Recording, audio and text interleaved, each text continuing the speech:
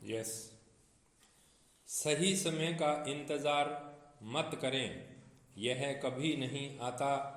जो करना चाहते हैं शुरू कीजिए।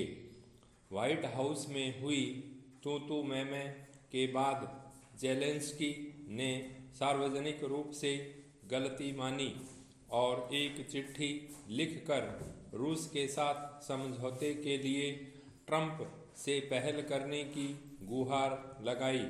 दरअसल ट्रंप ने पहले यूक्रेन को सभी किस्म की मदद निलंबित करने का ऐलान किया और फिर खुफिया सेवाओं पर भी रोक लगा दी।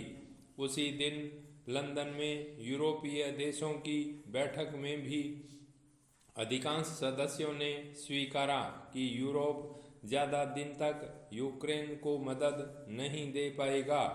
अमेरिका बिना युद्ध में टिकना मुश्किल होगा।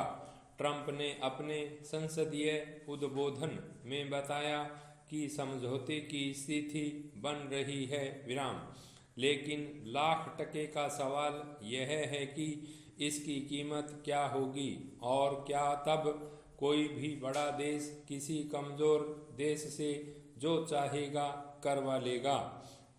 यह कूटनीति का नया व्याकरण है जिसमें तर्क, नैतिकता और कूटनीतिक मान्यताओं का स्थान कुतर्क, सार्वजनिक धमकी और हाथ मरोड़ने के उपक्रम ले लेते हैं विराम।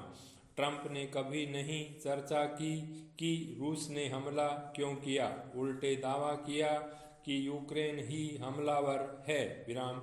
फिर 3 साल तक रूस पर प्रतिबंध लगाने का क्या औचित्य था और यूक्रेन को मदद क्यों दी गई, और अब यूक्रेन से समझौते की मूल शर्त वहां के खनिजों पर अमेरिकी हक क्या ताकत के दम पर लूट नहीं है।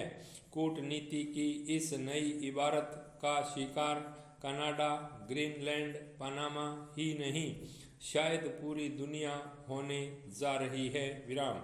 पूरी दुनिया में समाज और परिवार को मान्यता अपने अपने ढंग से दी गई है विराम।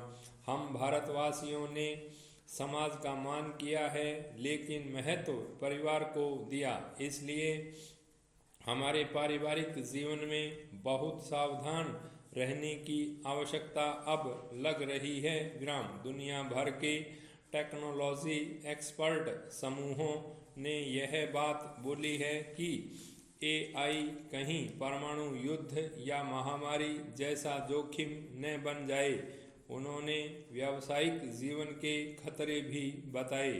हमें चिंता पालनी चाहिए कि यह आक्रमण हमारे परिवारों पर भी होगा।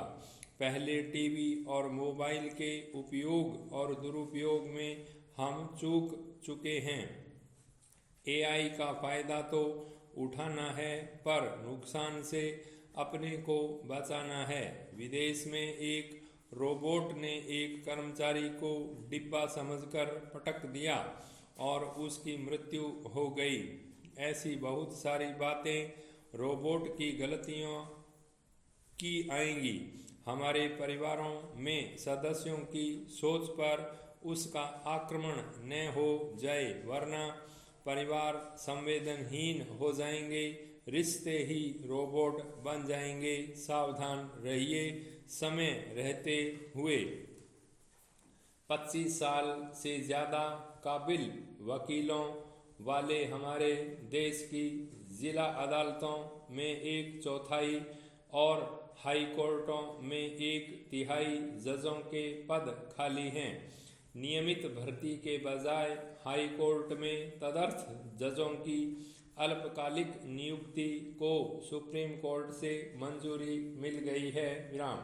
इससे 2 बिंदु सामने आते हैं। पहला, नियमित भर्ती के बजाय संविदा या आउटसोर्सिंग के शॉर्टकट से सिस्टम चलाना आसान है। दूसरा, रिक्त पदों पर भर्ती के बगैर नए पद सृजित करने का क्या औचित्य है।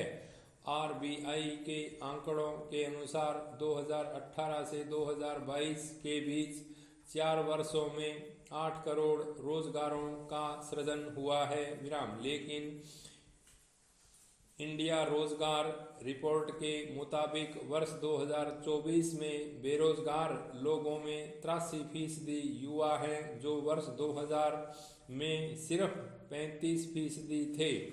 इस बार के बजट में रोजगार से जुड़ी 5 योजनाओं में 2 लाख करोड़ रुपए के आवंटन से 4 करोड़ युवाओं को फायदा मिलने का दावा किया जा रहा है विराम।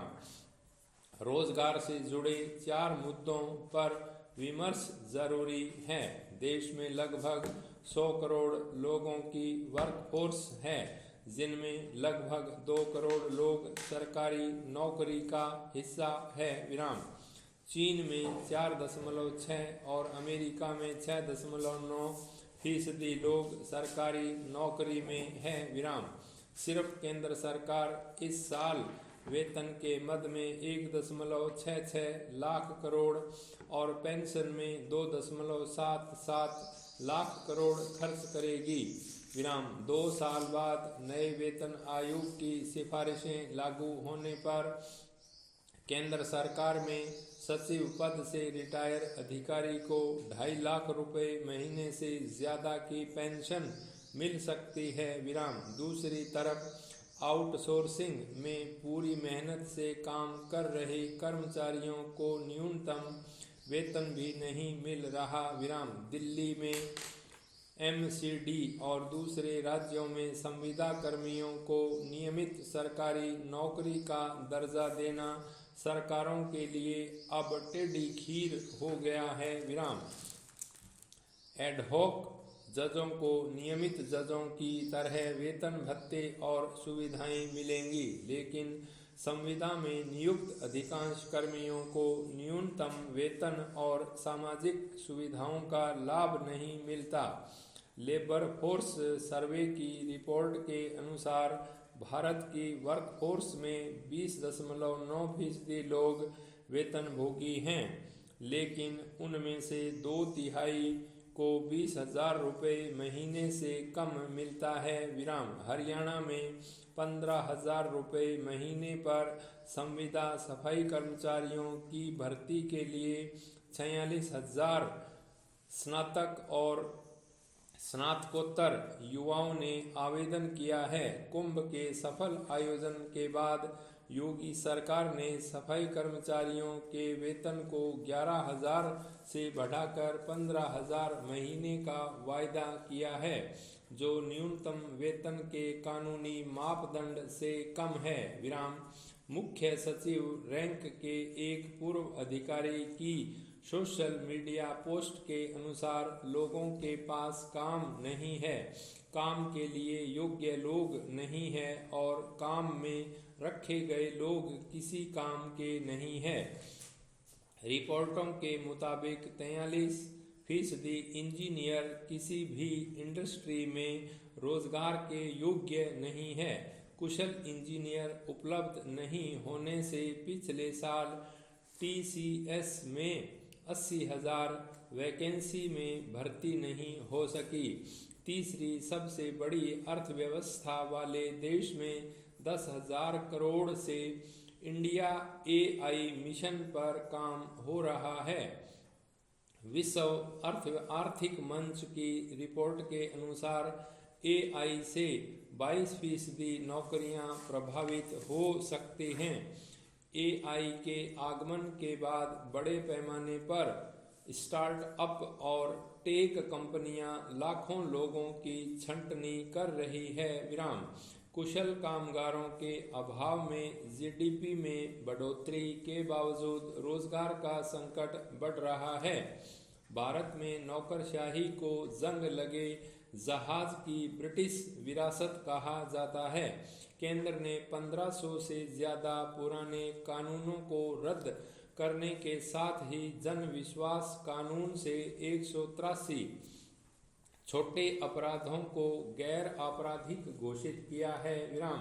प्रधानमंत्री ने विनियमन आयोग के गठन करने की बात कही है। सरकारी नौकरियों में कई दशक पुराने काम के आधार पर वैकेंसी का निर्धारण होने से अराजकता बढ़ रही है। छत्तीसगढ़ में 36 करोड़ रुपए में खोले गए लगभग 100 स्कूलों में भर्ती शिक्षक ही भर्ती का काम भी कर रहे हैं। बिहार में चुनाव के पहले 12 लाख लोगों को सरकारी नौकरी और 1.25 लाख शिक्षकों को नियुक्ति पत्र देने का वादा हो रहा है। सरकारी नौकरियों में आनन फानन में गलत तरीके से होने वाली भर्ती से मुकदमेबाजी के साथ ही लाल फीताशाही का बोझ बढ़ता है। फिर अकुशल और अधिकता वाले कर्मचारियों की विदाई के लिए वीआरएस योजना पर सरकार अरबों खर्च करती है। भारी भरकम और अकुशल नौकरशाही के साथ ईज ऑफ डूइंग बिजनेस का संतुलन बनाना बड़ी चुनौती है। इन विरोधाभासों से गवर्नेंस की गाड़ी पटरी से उतर सकती है। पाई स्टॉप।